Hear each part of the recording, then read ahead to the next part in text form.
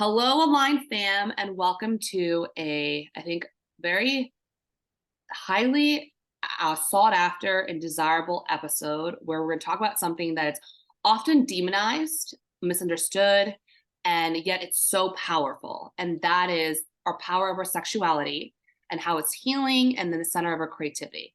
So, no other person I would want to do this with than Rob. So, welcome aboard. Thank you, Jessica. Good to see you again. You as well. I think we've gotten such positive feedback from the last two that we've done, especially the one about defined feminine masculine. And sexuality is obviously a spectrum. It doesn't matter which side or in between that you are. But I think first thing I want to start off is let's define sexuality, because people see them, they think, oh, it's about sex and sexual encounters. It's not just that. So you want to kind of share how you define sexuality. Oh, you first. No, I'll start. Okay. I mean, that's a tough one to describe. I mean, it's a natural function of our being, right? Yeah. Every part of us is a miracle. This is how I think about it, right? Like, I don't even understand my body fully. If someone said, draw your organs and how everything works, I couldn't do that. Mm. But I trust that everything in my body is doing exactly what it's supposed to do. And everything has a meaningful function, including my sexuality. Right. Yeah. So it's bestowed upon me. It's bestowed upon all of us, this beautiful energy that, like you said, is sometimes demonized and misunderstood, but it's a natural force within us.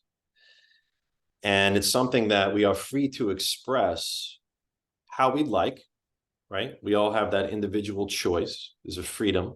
Some would look at it as a morality thing. I don't necessarily look at it as a morality thing, but I'm sure we'll get into the functions and the expression of sexuality, right? Mm-hmm. But we know that it is the source of creation. Yeah. It is what makes us God-like. Just like God created us, we can create humans through this beautiful energy that runs through us. We can ideally combine our sexuality with our hearts, with love, and experience divine union and divine communion, essentially sometimes within that reproduction, right? Which I think is like kind of the holy grail of expressing that sexuality. Tantra talks a lot about this. So anyway, all that to say, it's a beautiful natural function within all of us. And I think we all need to learn for ourselves what is the most optimal, healthy way to express it. Yep. I agree.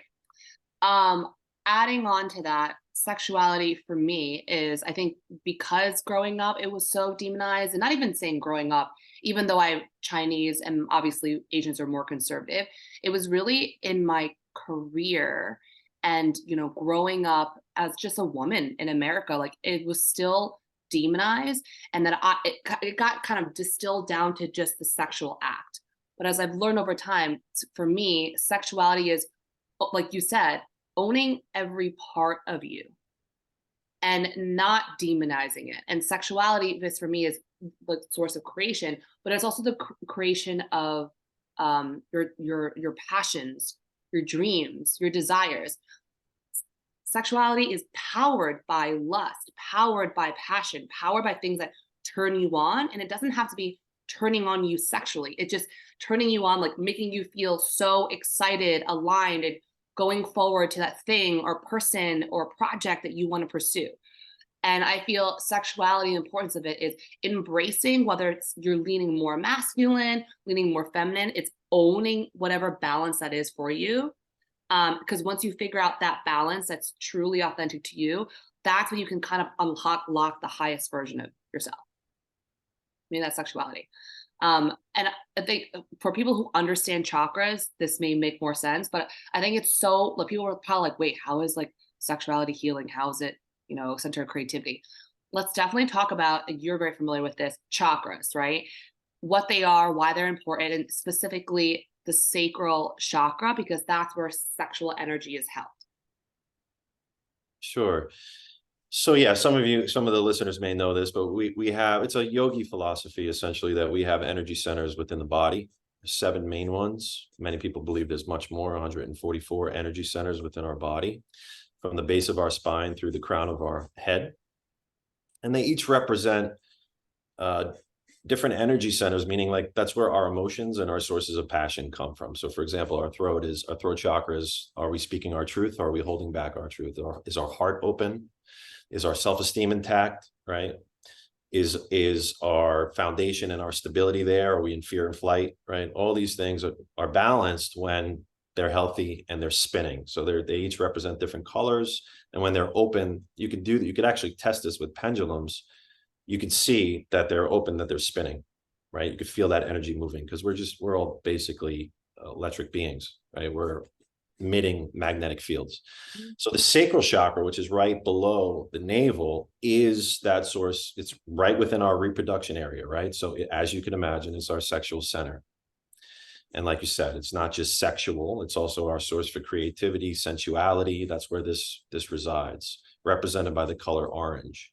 So in a woman, it's her womb center, right? It's literally her source of power and her source of creation. And in a man, it's also a womb, not in the same sense, but it's our energy center.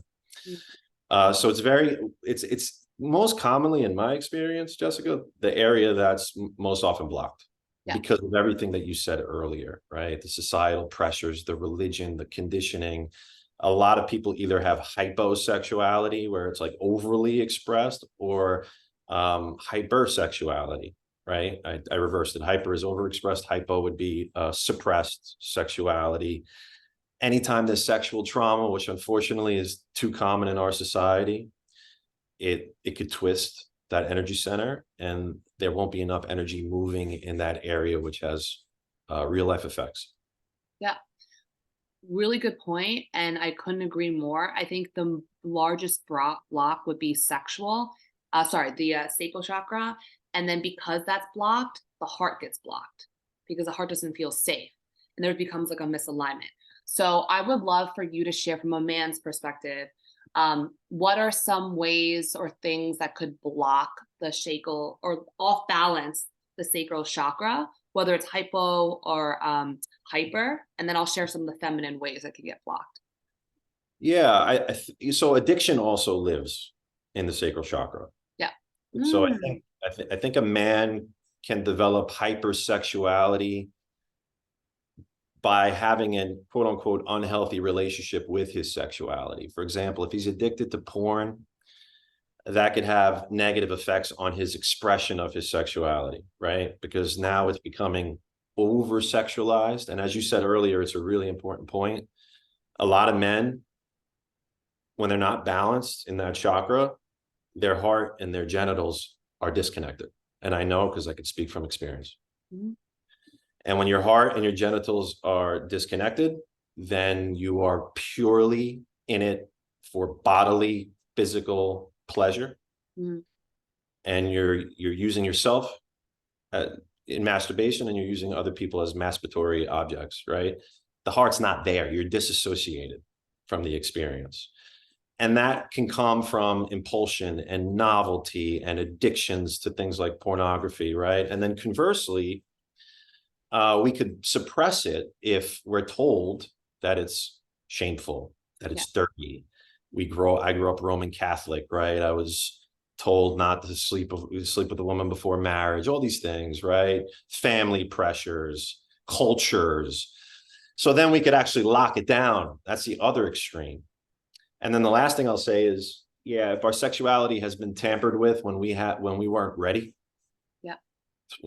30% of women, 25% of men as children. It's gonna often lead to a perversion of our sexuality because we weren't ready. So what we was shown at that time when we weren't ready is what we think is correct. And then we just try to figure it out for, unfortunately, sometimes the rest of our lives. So it's a sensitive area. Yeah, it's sensitive, and we'll get into later how we mentioned it a little bit, but like how it's super powerful. I think that's why you see people on both ends, right? Because it's so powerful, the very closed down hypo is like, don't have sex until you're married, or maybe until then still don't have sex. Like it's super, super closed and conservative. But at the same time, because it's so powerful, oh, why don't you unleash the beast and go everywhere? So I think we see a lot of extremes because it's so powerful. And if you have a power and you're unaware of it, you're going to sabotage a lot of things and people and even yourself in your life if you're unaware of it, right? It's kind of like any Superman or Superwoman movie that you may see or action hero. They cause a lot of destruction if they're unaware of their powers. I think that's why you and I really want to talk about this specific topic. So on the women's side, how can the sacral chakra get blocked, right? Echoing a lot of things that you mentioned were spot on. As a woman, if you have unwanted advances as a child, right? You think this is normal and you're going to end up expressing it and either look for partners who in a way abuse or take advantage of you in that way, or secondly, you become the abuser. If you are not aware of it and then you use it as a way to regain your power because it was lost, it was given away too young, right? Also, it doesn't have to be young. It could be when you're older.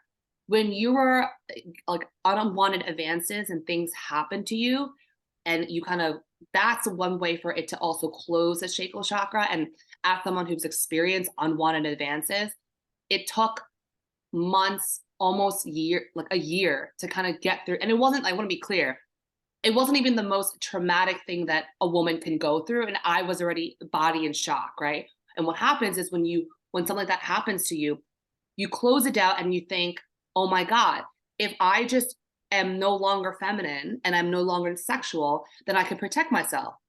Like no one could hurt me. And the extreme of that is because you end up turning off the sacral chakra. Whether you're celibate, you don't trust men, you close off to the world. That's another way that you can still keep that chakra blocked.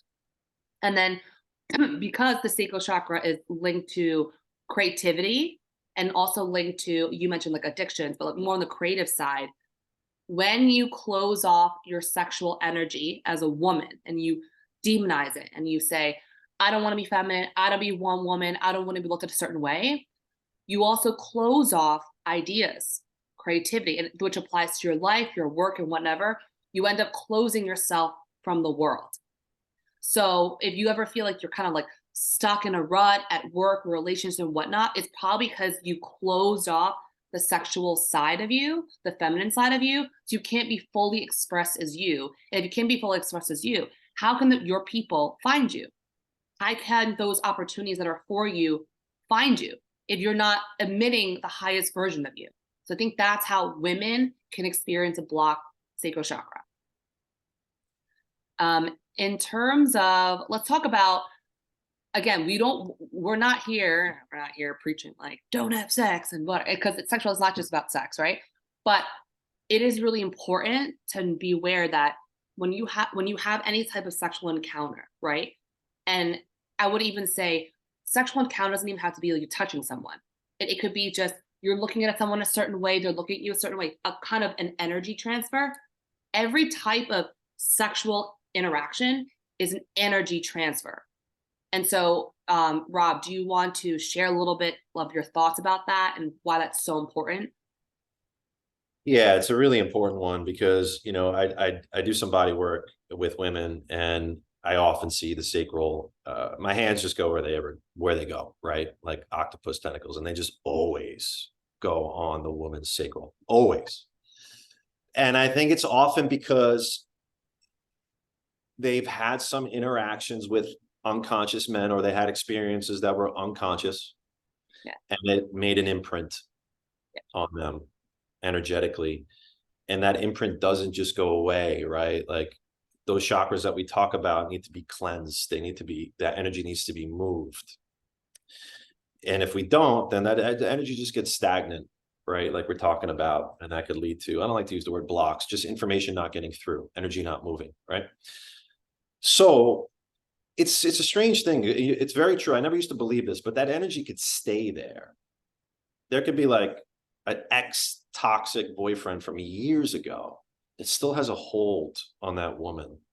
Mm-hmm. And maybe it's because the memories there hasn't been a new relationship with those memories. There hasn't been a new subscription placed into that chakra to sort of alleviate the pain or the trauma associated with that ex. And some guys they could be toxic too. They could stay in a woman's life.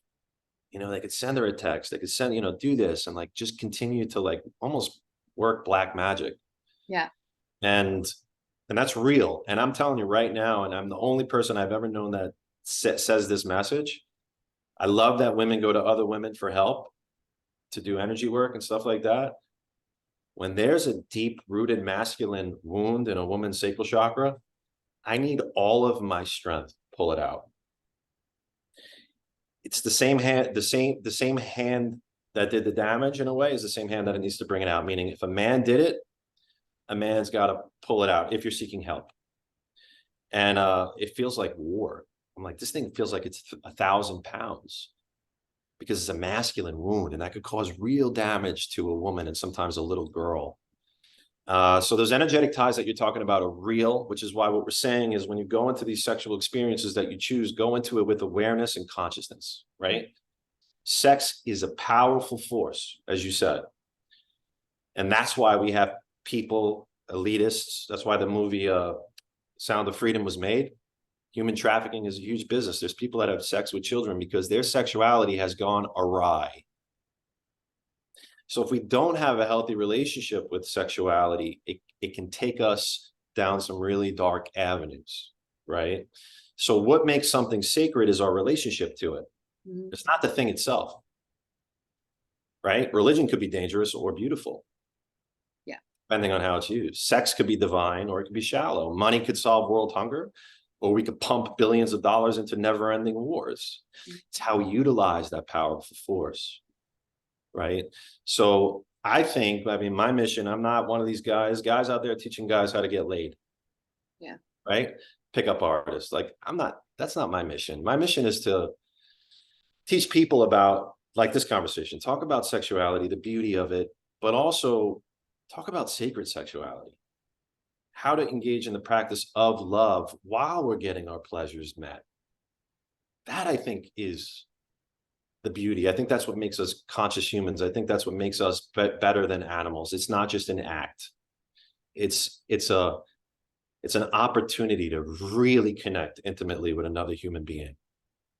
Yep, I agree. And you and I share a similar mindset where we're not saying, oh, limit the number of partners you have, right? I want to be clear. You can be married, right? And say you both are committal. It's a monogamous relationship. You can be having sex with one person for the rest of your life, right? But if this person is not healthy for you or is toxic, every time you have an encounter, a sexual encounter with someone, and again, it doesn't have to be the physical act. It could just be a seductive look. It could be that energy just being exchanged. That's damaging. I'm not saying if you're married to the wrong person or in the wrong relationship, that is more damaging than if you met someone and who was heart open, understood their sexuality, and you spent like a month, a week, a night with this person. That could be more healing for you than you being in the wrong relationship. And so I think that's something we want to highlight. It's just being intentional. We're not saying one partner or like is better than 18. But we're not saying that. It's just more of being mindful and how, and I'll share a little bit more. I want to share kind of how we can unblock this. What does being mindful mean? We have been trained to overuse our mind in society. When we don't listen to our body, we don't listen to our heart, we don't listen to our gut, right? Our bodies are so smart. Whenever you feel like something's off, like your gut feels like something off, that's your body saying, hell no, right? Guilty as charged. There are times when I've been in a relationship where my gut was like, something just is off. But I'm like, no, I'm crazy. Like, I'm trying to logic my way out of it. He's never done anything bad. Like, I have no evidence of him doing anything bad. But your body and your gut will pick up people. Again, we're all energy. It's going to pick things up. When we say being aware, be mindful, trust how you feel around someone. Trust your gut. Do you feel anxious? Do you feel nervous? That's not a good sign, right? So I think I just really want to clarify that. It's not a celibacy or one partner thing. It's more of being mindful who you're spending that energy with. And I really want to highlight, you made a lot of good points. What are some practical ways that people can work through and kind of heal or unblock or keep the energy flowing in their sacral chakra? You mentioned body work, and feel free to dive a little bit deeper. I think for those who are new, to body work, they'll be like, what exactly is it? So feel free to kind of dive a little bit deeper on that too. Sure. The body work is emotional release, right? So it's a combination of energetic with hands-on, right? To release the emotion that's stored in that specific area of the body, because the body keeps the score, right? Like you said, we're very mindful. A lot of people that have been sexually abused don't even remember it, right? But it lives in the body, and those imprints are real. In fact, I think they're more reliable than the brain's memory. So the trauma just lives in the body, but God made us functional so that we could go and live our lives. But that doesn't mean that underneath the surface, when we stop in silence, that trauma is still playing out, right? So the emotional release is, we cry and we release, and sometimes we scream and we get it out of the body. The other thing that I'll say, the most powerful exercise I ever done was I wrote a letter to all of my exes. Yeah. And this was like, you want to talk about freeing energy? And I wasn't sure what, but I apologize. I was just making amends. I was like, I don't know. I was a little less conscious back then. I don't know if I voluntarily or involuntarily hurt you, but whatever I've done or didn't do, I want to apologize. And I wrote like 6 or 7 of them, and they all led to either a FaceTime conversation, meetup, text exchange. Yeah. And it was one of the most healing experiences I had. Immediately, I felt more energy. And sometimes we need that closure and we need that space. And doesn't necessarily mean you have to have a conversation with an ex. I'm not saying bring toxic people back into your life if it was a negative experience, but just bringing intention to that. Yeah. Is very freeing. Yeah. Funny that you said that. So one of the episodes I did solo, it's called about how to heal from heartbreak, right? And 100% exactly right. For those that don't want to speak to the exes, write that letter. Everything you've ever want to say, and then burn it. Yeah. Rip it. It's not, it doesn't have to be delivered to the person. The fact that you're writing it, to your point, your intention, that's more than enough. And I would say those who can handle fire or handle and burning it, just imagine yourself as it's burning, that you are watching all like the trauma, the negativity, the guilt, where you've messed up, right? In a relationship, there's always two-way street. It could be just like you didn't have strong enough boundaries. You didn't speak up for yourself. You let things slide one too many times. Like there's what can you do better? And when you watch all these things burn, imagine a phoenix rising from it. And you're the phoenix. You're the person, like this is the version of the you that you actually want to create now that you burn everything down. So I couldn't agree more. I think body work. So for me, I had a traumatic experience when I was sexually assaulted when I was in a massage parlor in a 5-star hotel abroad.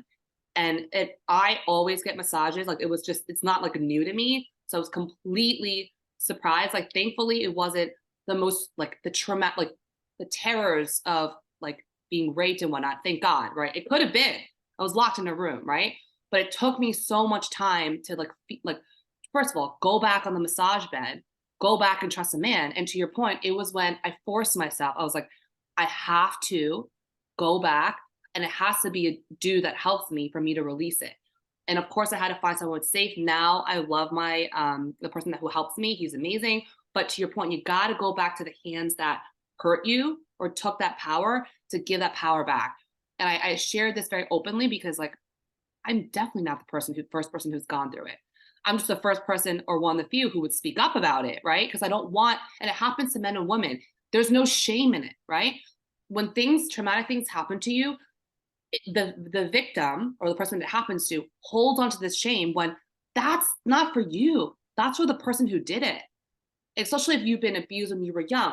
That's not for you to hold on to. And I think that's why you and I want to share like ways that you can release it, right? So body work. Do you want to also talk about, Robert, like when you do body work on people, a little bit deeper on that? Yeah, sure. It's funny. I was very hesitant to work with women, right? Yeah. Because I run men's groups and retreats, and I've done men's work for years. And then I'm like, why is God telling me to work with women? And I just kept resisting it because I'm like, that's sensitive, right? Like I could relate to men, but like women, it's a whole different animal. And like, but I just did it, and I started working with people very selectively. I still do. I want to know why women are coming here. I want to know their intentions. I want to know what they're working on, right? And when I first started, a friend goes, "You work with women?" I'm like, "Yeah." Like, "What do you do?" I'm like, "I help release some trauma." "What do you do exactly?" And this is at the beginning. And I go, "Absolutely nothing." He goes, "What do you mean?" I go, "They come to my apartment. I have this space that I'm sitting in right now. I make them tea. We sit down for hours. There's no clock. And I show them out. I walk them out, and I just listen to them and ask questions." And he goes, and that's it. I go, "That's it." And I go, "How is that helping them?" I go, "How is it not helping them?"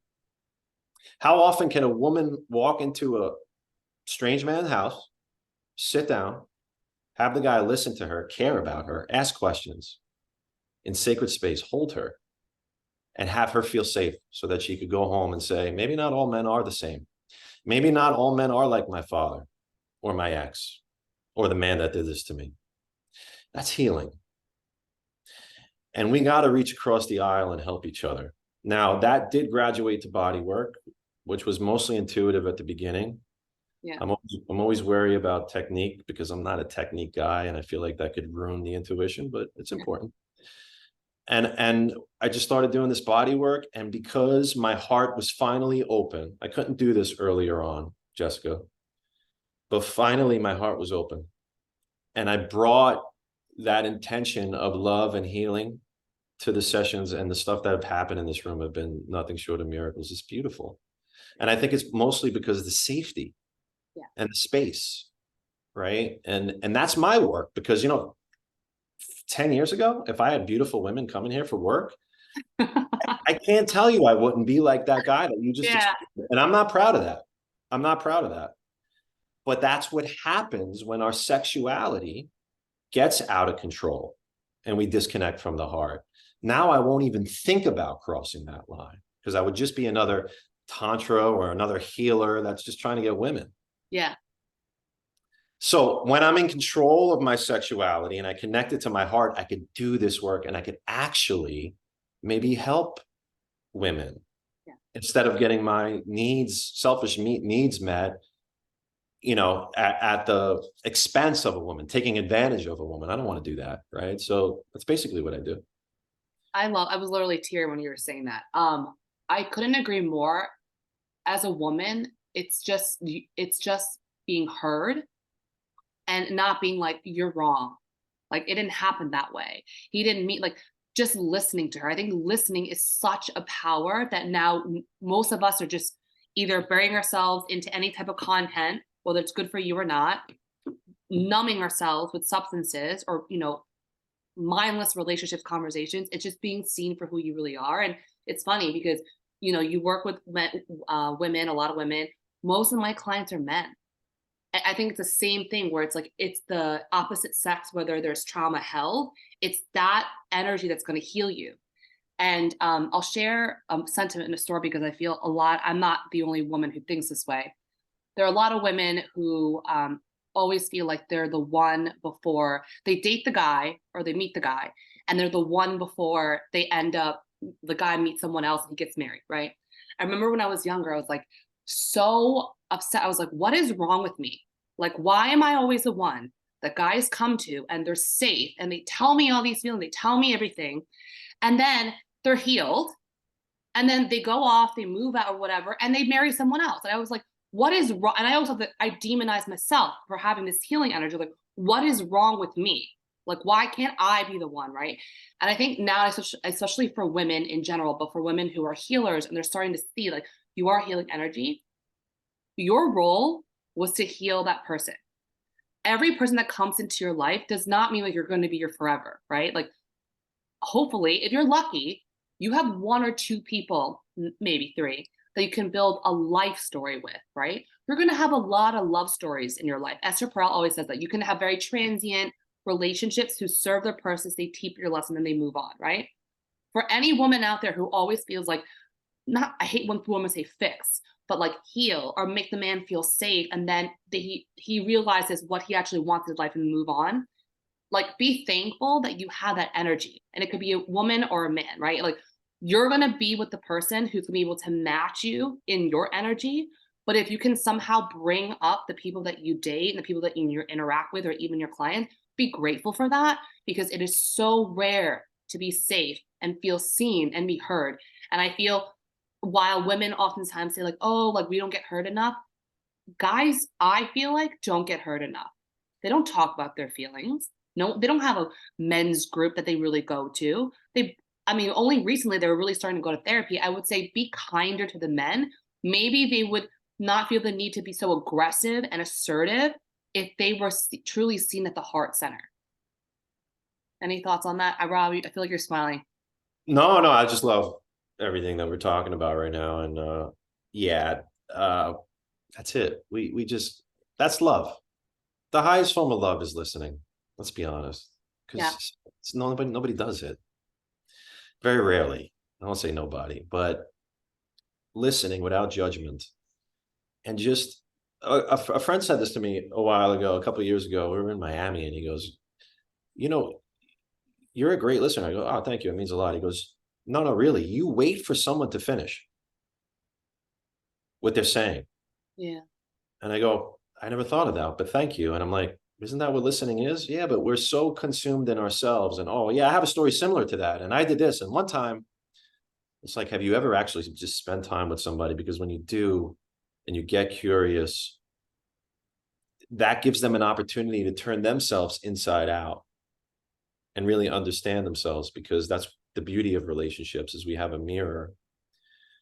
And yeah, let's bring back more listening. Let's help each other. I got to be honest, Jessica, like I can't even watch Instagram and stuff anymore. I feel like there's so much, even people that are well-intended are divisive in their messages. And a lot of this division is between genders.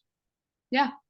Between men and women. It's like, when did we stop loving each other and trying to help each other?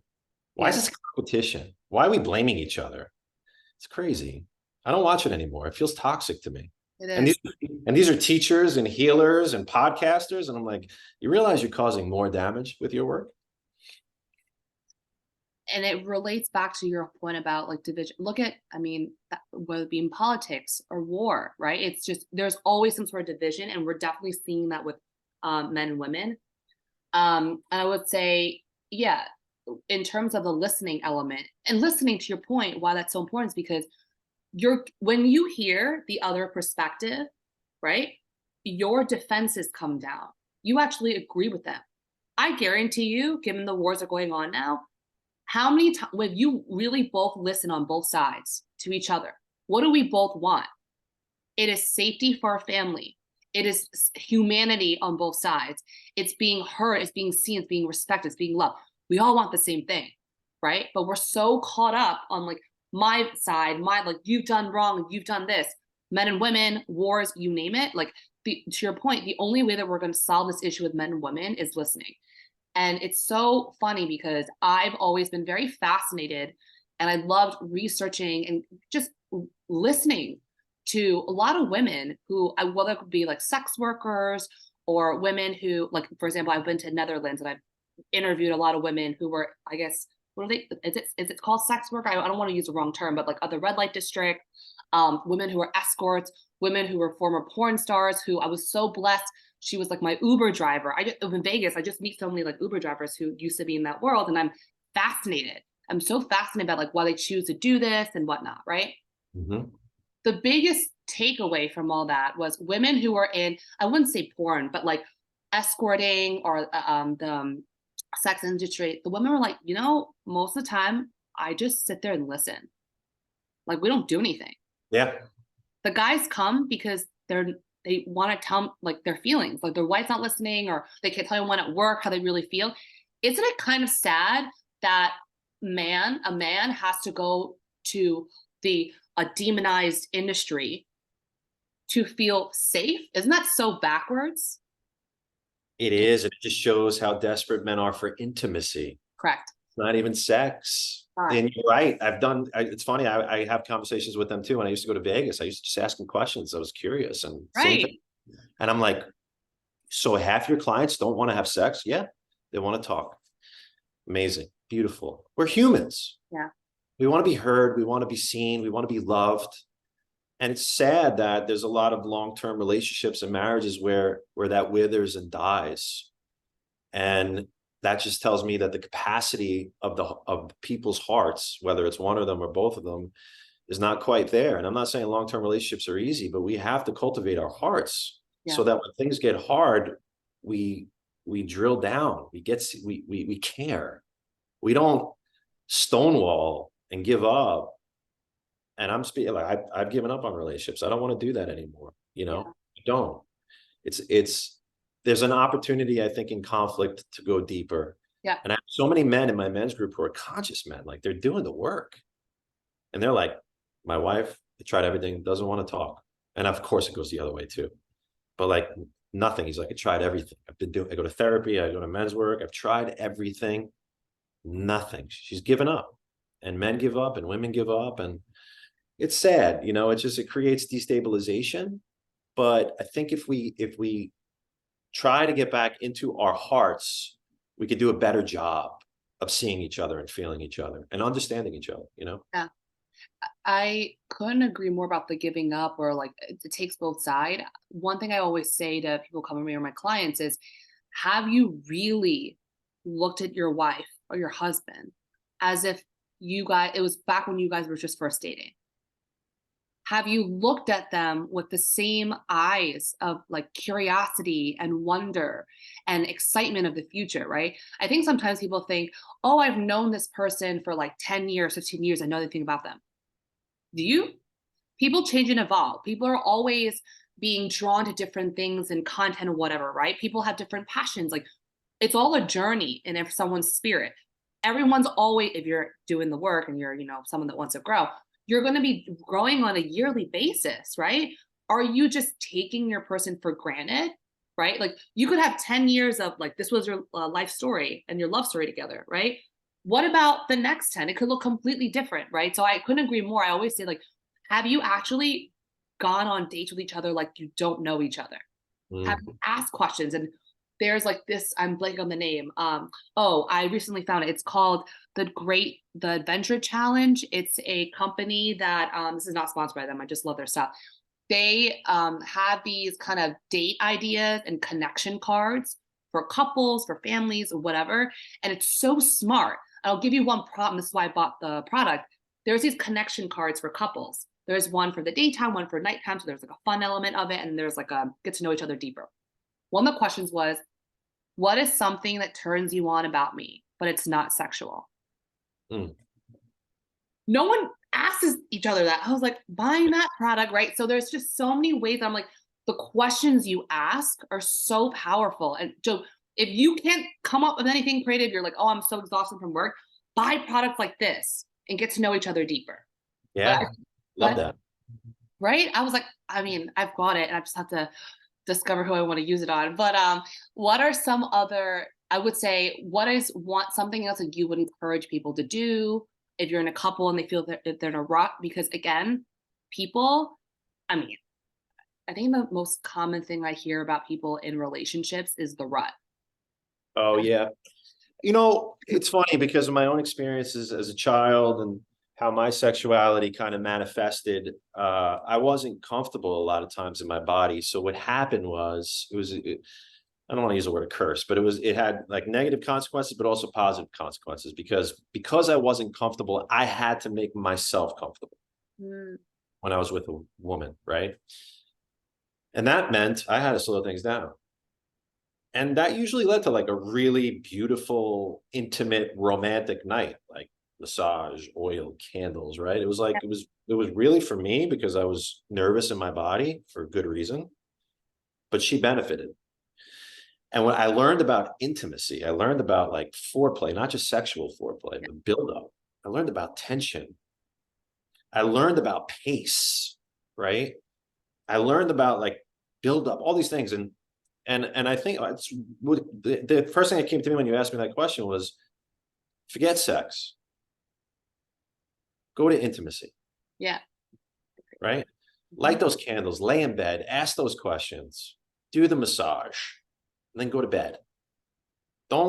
I think men especially are so myopically focused on like, we're not having sex, this relationship is over. It's like, slow down.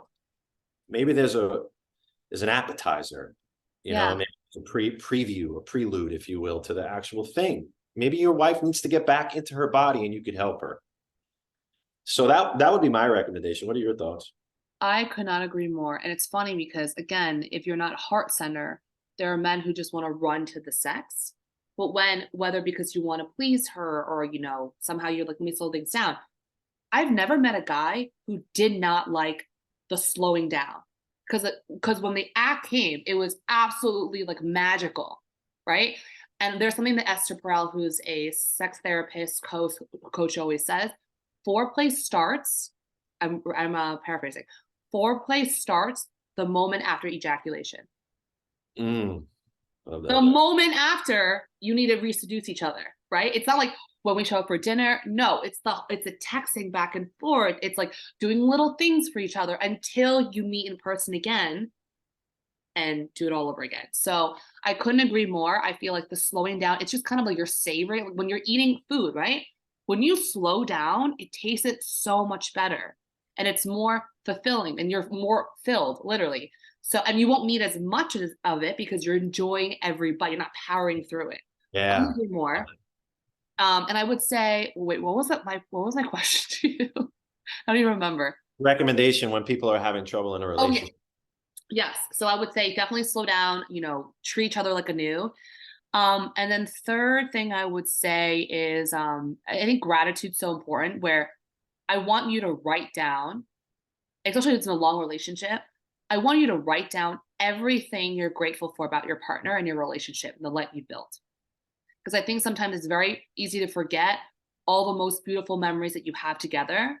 And you see someone new, like, oh, is it someone new? Like, grass looks always greener it always looks shinier because it's all in your mind, right? I think it's important to think about all the milestones you guys already have accomplished together and what you're grateful for. And then what are the other things that you haven't experienced together? There has to be, right? Life is so full. So I think that's something like bringing in gratitude so important. I love that. It's human nature to take other people for granted when they're in your face 24/7. It just Right. is. Right. So maybe in one quick other add-on is No, go. Yeah. create a little space. Yeah. Give a little space, because sometimes I think Esther Perel also says that, like, what did she say? Attraction is built through separation, right? That's why, like, if a guy goes on a business trip and is away from the family for a couple of days or away from his lady and he comes home, she's excited to see him and he's excited to see her, right? Yeah. Keeping things fresh, being intentional sometimes how you spend your time, because it's so easy to sit on the couch with your sweatpants on and just hand down the pants watching Netflix for days at a time. Like, mix it up. Yeah. So I love that quote that you mentioned from her. She mentions attraction like a rubber band, right? When you're too close, the rubber band, there's no tension. But when you pull the rubber band, you're further away. That's the tension. I love that. And okay, well, here's something to play on human nature. You really want to appreciate your wife? Okay. You really want to remember yourself how you attracted you were to her or your husband. I want you guys to dress to the nines. I want you guys to go to a hot new place. And I want you to watch how other men look at your wife. I promise you're going to appreciate her again. And vice versa. Vice versa, 100%. And I know it's not just for the women, right? So it's so easy when you see new people looking at your husband like fresh meat. Okay, girlfriend, trust me, you're going to appreciate him. Yeah. Just a little play on human nature, but we can literally go on for days. What is something that you feel like you haven't touched on today that you want to share? Or if you touch on everything, what is the biggest takeaway that you want people to remember? If they didn't watch anything today, what's the biggest takeaway about sexuality, intimacy? Oh, be proud of it, right? Be proud of it. Don't be ashamed of it. Don't be afraid of it. But bring your heart into it, bring your awareness into it, and bring your consciousness into it. Because there are so many levels of quality that we could bring to a sexual encounter. And none of them are right or wrong, right, per se. But we deserve to have beautiful, connected, conscious sex with each other. we don't want to exchange energies, as you said, with unconscious men or women. We want to uplift ourselves. We want to bring healthy sexuality back, right? We don't have to believe all the narratives that's being shared with us through this hypersexualized culture that's sometimes not the healthiest, right? So you decide the level of quality, right? How you utilize and function with this sexuality within you. But first and foremost, it's a beautiful gift. And I hope that everybody just recognizes that this is a natural part of who we are, and they own it in their own way. I love that. I echo all those sentiment. I think one thing I would add on is when you're proud of your sexuality and who you are, right? I want you to think of you as an artist of your life, right? What do artists do? You create art. And I want you to treat every interaction with people like you're creating art. Like you're creating something that for other people to be in awe of, for other people to be inspired, to feel something, to feel seen, to feel like they're listened to, right? I would want every person to be consciously creating every interaction and every project and everything in their life as if they're creating art. Love that. So thank you so